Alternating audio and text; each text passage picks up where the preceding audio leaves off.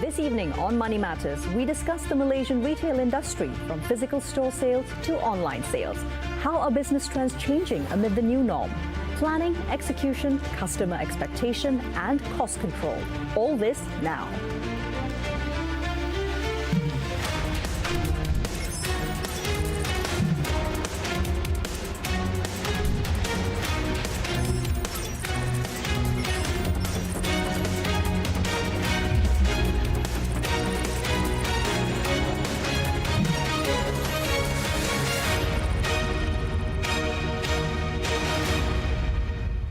Welcome to Money Matters with me, Tamina Kausji. Today, we will be speaking to the Malaysia Retailers Association, MRA. Now, MRA is a recognized representative of the retail industry by ministries and other authorities speaking for some of the largest retail companies in Malaysia. Joining us in the studio is Deputy President of MRA, Shafie Shamsuddin. Welcome to Money Matters, Shafie. How are you doing today? I'm very good. Thank you very much, Tamina. Good evening to you. Thanks so much. Thanks for being with us, Shafie, especially during what's going to be a very busy period, especially considering the recently updated MCO that allows pretty much all retail sectors to operate, as compared, of course, to the almost complete shutdown of the first MCO in March 2020. Your thoughts on this so far? First of all, thank you very much, right? Because we are very grateful now that we have all the retail segments are open. We can get a lot of feedbacks from MRA, our associations and members, but most importantly is the engagement with the government that is very important, and we are very thankful that the government has in fact opened up at the right time near to the Chinese New Year. A lot of segments of the retail are looking forward, especially the apparels and the fashion that is actually many of our customers are asking for, apart from the others, what we call the non-essential segments. But we are very pleased, and I'm sure this would actually welcome the rest of our retail members and association good news just before Chinese New Year. Exactly. Festive periods, of course, are, heavy for the shoppers. But at the same time, Shafie, how are retailers preparing for the conundrum? There's still, though, a lack of mass testing and a risk of community spread given the high infectivity rates and the guaranteed bigger crowds for festive shopping. Do you know of any, perhaps, bump-ups to the current existing SOPs which retailers might be looking at or interested in? Well, I believe very much that it's very important. Whether or not the government is insisting on certain SOPs, it is up to us to really bring these SOPs alive. I can take an example, right? For example, we can see that the queuing up for the customers to come into the stores. We have many times looked at customers who are making a lot of feedbacks and complaints in terms of waiting time. So it's up to us. How do we appease our consumers? For example, this afternoon, I was just within some of our retail chains, and we were looking at customers who were very impatient. But when we talk to them and we explain to them and we share what is the importance of following up these SOPs, they are very much agreeable that, yes, I understand. And it's better, what we have actually recommended, give one piece of orange and that's it. And the smile comes back again, right? I think you make a great point about the fact that the human factor still has to come in play because of perhaps information overload. Exactly. Shafie, from there, moving on. When it comes to definitions for business operating under the MCO, be it essential and non-essential businesses, as far as the retail sector is concerned, are these definitions and feedbacks clear enough moving forth? Well, you can imagine MCO 1.0 and you compare that with MCO 2.0. That's right. Already there's a big difference, right? Because of the behavior of consumers that have actually evolved. MCO 1.0, there were a lot of panic buying. MCO 2.0, there's a lot of customers who already understood and they don't have to purchase in panic. Now, the way how we see that the essential and non-essential that has been defined by the government, it all depends as well on how the engagement between the government and the retail associations, whether it's MRA or the others. So we believe that essentials, take an example when we talk about commodity items like eggs, chicken, bread, and so on. That's right. This used to be very essential, but the volume has changed totally after MCO 2.0. Another essentials that normally is non-essentials, take an example, the detergents, the sanitization, the mask that we're talking about. Absolutely. In the past it was not, but until today it is still a very important part of our SOPs that we need to use, a task that become essential to us. So I believe very much that essential or not, we need to understand the evolution. And policymakers like the government, I believe very much they are also looking on the ground in order to sense the market, and very quickly we need to go together in tandem with the policymakers. And I believe very much that the government is doing a job where while they are on the ground, they are sensing it. Us as leaders of association as well as leaders of our own organizations, I reminded myself that we always have to be on the ground in order to look at what's happening so that we can change those products' definition quickly. Exactly. So a lot of this is also happening together with the festive season of Chinese New Year. And just one last quick comment from you, Shafie, before we go off, into how are retailers coping with delivering goods on time, especially given the shortened supply chains and even border controls and regulations, especially for items coming in from overseas? This has been a challenge, definitely, because as we all know, the ports are sometimes now with the waiting time increasing, right? Because everything is jammed up at the same time. On the other hand, we see as well that many of our retail chains are already having inventories in the stores, but we do not have enough customers coming in. There you go. So there is a matching that needs to be done here, right? And what I would say is that we need to really match our demand and supply now. We have to be very much on the ground, feeling the sensors, and we have to really align and connect to the current context, which is always changing. Even yesterday compared to today has changed totally, right? And so we'll have to move forward from there onwards to ensure that we do not have actually too much of inventory, but as well we don't want to lose the sales, right? So we have to be very much on the ground to feel the market. Right. Thank you so much for that, Shafie. So now we'll take a short breather. Find us on Twitter. Share your thoughts on the discussion so far. Coming up, we will be looking into swings in demand as well as product availability. Stay tuned.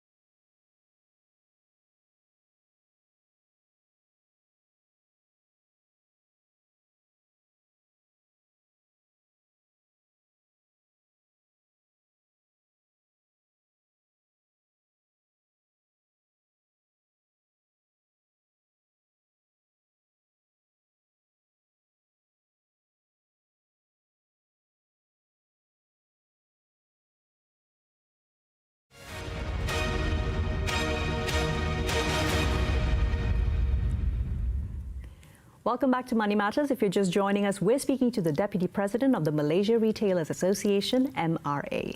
Shafie, now moving along from there into the next festive season, of course, just around the corner, which is the Hari Raya season. Now, sales for this are expected to begin all the way in April itself. What are the retail sectors and MRA's plans to meet customer demand as well as to ensure that prices are still kept fair? Well, now is the second time, right, that we are facing COVID in the Hari Raya period. Correct, that's right. So we should be smarter, but more importantly, wiser. Why do I say that? Look at the current business models that we have in the past. I believe it's good time for us to relook again. For example, in the past Hari Raya, we all know in terms of how important certain products, like for example, chicken for that matter, it's a very important consumption to the Malay market in Malaysia. Now, how do we define that in moving forward in terms of making sure that we are ready to serve our demand, but at the same time, we have to ensure in terms of the costing of it, right? So my thoughts on that is that most of us in the retail chains should move into more of a collaborations. There are many sectors of our ecosystem or the consumer retail chain that we in the past are working silo. Now it's time for us to work together. Yes, right? Be more integrative. Be more integrative. And we can really work on, for example, with the farmers, with the chicken distributors, for example, instead of only doing it on our own in the retail markets and so on. So that I think it's important to do more collaboration rather than just silo. Exactly. Interestingly enough, the COVID-19 pandemic appears to have brought the retail sector closer together rather than fragmenting it. Exactly. So from there, Shafie, now many businesses have also gone online during the COVID-19 pandemic. What is the current trend in the retail market for Malaysia at least and its viability, looking at the fact that store-based retailing appears to have passed its zenith? Well, this is a very good topic because everyone is talking about going online and the online players are going into offline, right? If they're very successful, right? Exactly. Yeah. Now, in my opinion, it's not enough to just speak about online. I think more importantly, it's about how do we connect the current customers, be it the customers demographic that are already using online. That's right. As well as now with this pandemic, we see that most of our customers who are not used to online, how do we connect them to use online? So these are actually opportunities. Obviously, there are a lot of challenges because not only bringing in the customers to be familiar using our online platform, before we go into that, we need to reflect upon ourselves. Are our staff, our management ready to move into online? Very true. This is real challenges that most companies fail to reflect on. And that's where, in my opinion, and encouraging everyone to really look into the right competencies. It's always about balancing between the competency that understand online, but more importantly, to make sure that we give space to our current employees to also adopt the online culture as well. Exactly. It's not only about having younger employees. I think what we've seen a huge rise of, at least at Shafie, is the fact that social commerce, shopping experiences that begin on the social media apps themselves, those are actually really improving. Exactly. But at the same time, let's talk about the fact that there are still challenges and opportunities for in-store trading. Yes. As much as online is growing, and we can imagine in the last 1 year, we have seen maybe a huge double digit, it can go up to 30 to 40% of growth for the online. That's right. If we look at the current physical store itself, there are also certain categories that are growing, right? Take an example, there are some SME that are bringing in new product range that in the past, we can't find that because we normally in big chains, we are actually bringing in the national products. Very now, true. with this pandemic, it actually given opportunities for the SMEs to actually bring in their products. Some of our customers are saying, hey, how come I've never seen this kind of products? I said, yes, we should be really listening more to our customers. There you so go. it's not only about the online, but it's about really very close to the ground, listening to our customers and give them the options for different choices of the products. Exactly. No pandemic or no pandemic, right? Exactly. And lastly, Shafie, so we've also been hearing day in and day out, still various authorities asking the people, including businesses, to follow MCO SOPs. Do you feel that the regulations existing right now are sufficient, or do do they need to be further enhancements to the SOPs from an MRA perspective? I believe that the SOPs are very clear, and like what we all see is that there are certain groups of customers or even the businesses are not following, and this is something that we need to be the exemplarity. The way how I see it is that leaders of each organization, we have to set the tone, right? So we have to be the one who be on the ground. For example, if we are telling everyone, put up the mask on when we are in the office or we are in the company running businesses, then make sure the top guy till the bottom are using it. But if the top guy is not using it, forget about the rest of the SOPs, right? Very well observed. Thank you so much, Shafie. So let's take a short breather. Now, in the meantime, do follow us on Twitter and let us know your thoughts on the discussion so far. See you shortly.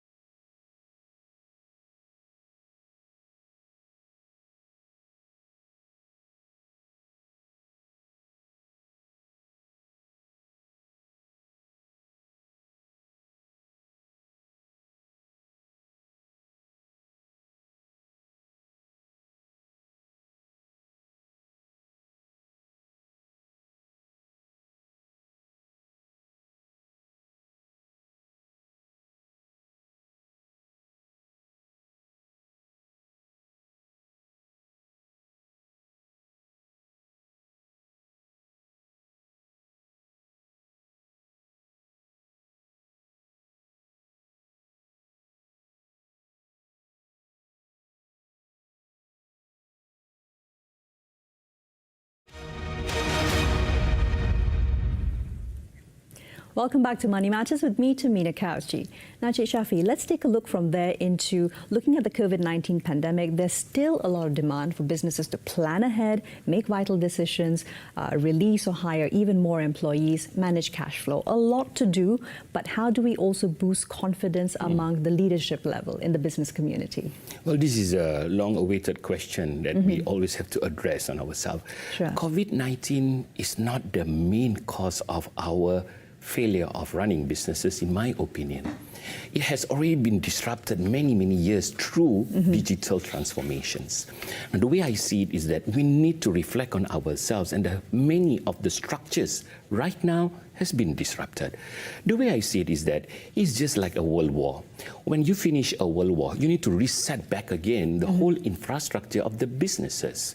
And this is good time for us to reflect on ourselves. The infrastructures of logistics, for example, the way how cash flows is being managed, for another example. All this is good time in order for us to reflect again. My opinion is that this is the time for us to reflect on leadership. Do we have the right competency and balance even at the top of the organization? Do we have enough mixture of diversity in terms of understanding the future demand here?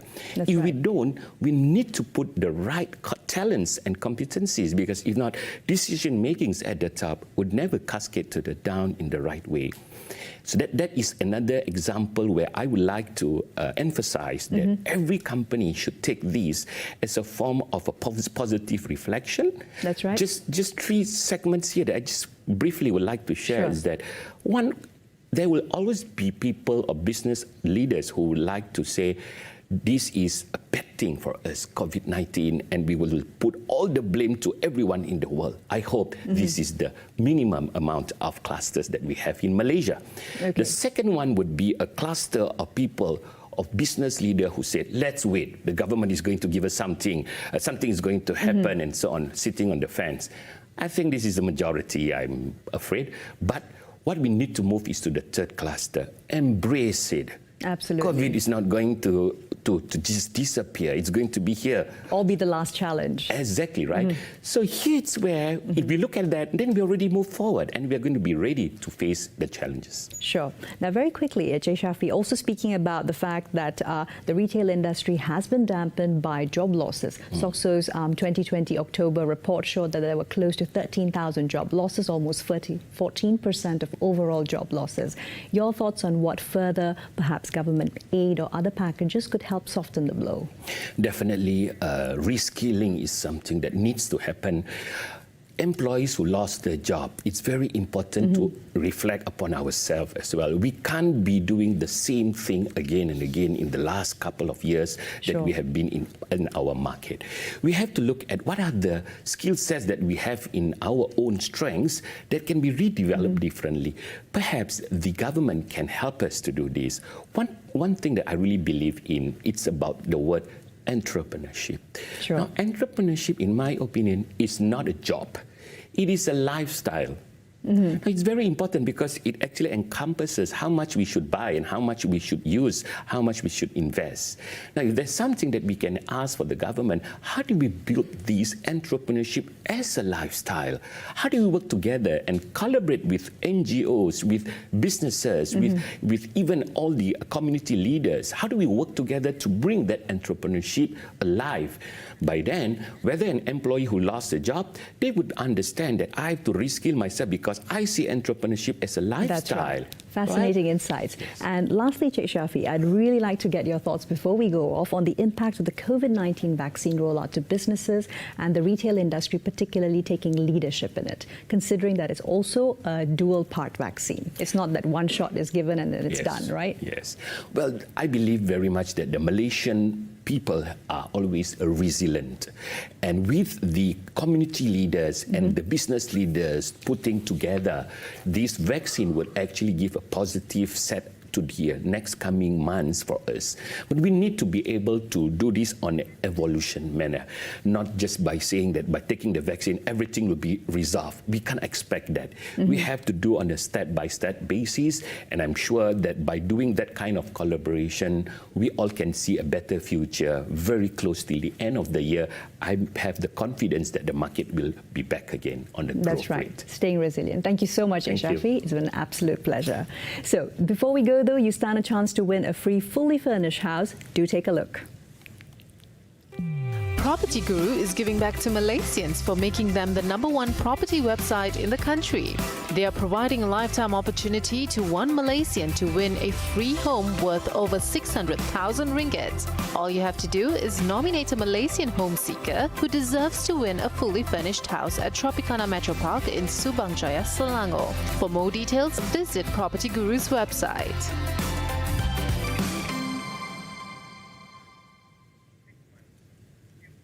Thank you for tuning into Money Matters. Do find us on Twitter and let us know your thoughts about today's discussion. We will be back next week with more money insights that matter. Till then, I'm Tamina Kausji. Thank you for watching. Please remember to stay safe, and to all our viewers celebrating, Happy Chinese New Year. Thank you for